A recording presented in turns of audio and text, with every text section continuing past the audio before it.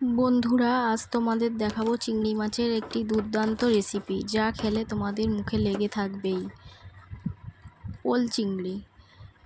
ওল চিংড়ির একটি রেসিপি তোমাদেরকে দেখাবো। প্রথমে দেখো, আমি কড়াইতে তেল গরম করতে বসিয়ে দিয়েছি। তেলটা ভালো করে গরম হয়ে যাওয়ার পর দেখো তেলটা গরম হচ্ছে। তারপর গরম হয়ে গেছে আর চিংড়ি মাছটা তোমরা এবার ছেড়ে দেবে। চিংড়ি মাছটা কিছুক্ষণ ভেজে নেবে। অবশ্যই হালকা করে ভাজবে, বেশি ডিপ করে ভাজবে না, ভাজলে টেস্ট থাকে না। হালকা করে ভেজে নেবে।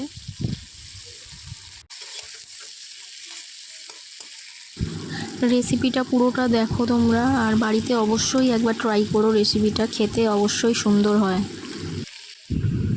দেখো, চিংড়ি মাছগুলো আমি ভেজে তুলে নিয়েছি। এবারে ওই তেলে আমরা দিয়ে দেব কালো জিরে, পরিমাণ মতো কালো জিরে দিয়ে দেবে। তারপর কাঁচা লঙ্কা ভেঙে দিয়ে দেব। তোমরা যে কটা কাঁচা লঙ্কা খাবে দিয়ে দেবে পরিমাণ মতো। তার উপর দিয়ে দিলাম রসুন কুচি। তোমরাও রসুন কুচি দিয়ে দেবে, বা আদা রসুন যে খাও যারা, তারা আদা রসুন দিয়ে দেবে। তারপর দিয়ে ভালো করে মশলাটা ভেজে নেবে। তার উপরে ওলটা দিয়ে ভালো করে কষিয়ে নেবে।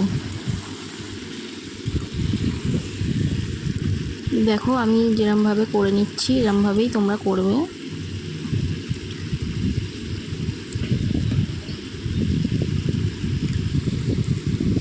দেখো, এর ওপরে দিয়ে দেবে পরিমাণ মতো হলুদ, লঙ্কা গুঁড়ো। যে যতটা ঝাল খেতে পছন্দ করো সে ততটা ইউজ করবে। দিয়ে ভালো করে আবারও আমি কষিয়ে নিচ্ছি।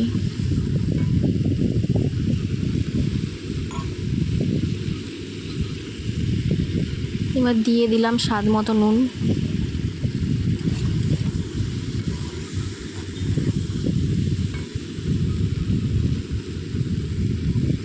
স্বাদ ও কালারের জন্য একটু চিনি দিয়ে দেবে। এবার ভালো করে কষিয়ে নেবে, নিয়ে জল ঢেলে দেবে। দেখো, আমি পরিমাণ মতো জল দিয়ে দিয়েছি। তোমরাও পরিমাণ মতো জল দিয়ে কিছুক্ষণ ফুটিয়ে নেবে। তারপরে হয়ে গেলে আবার আসছি।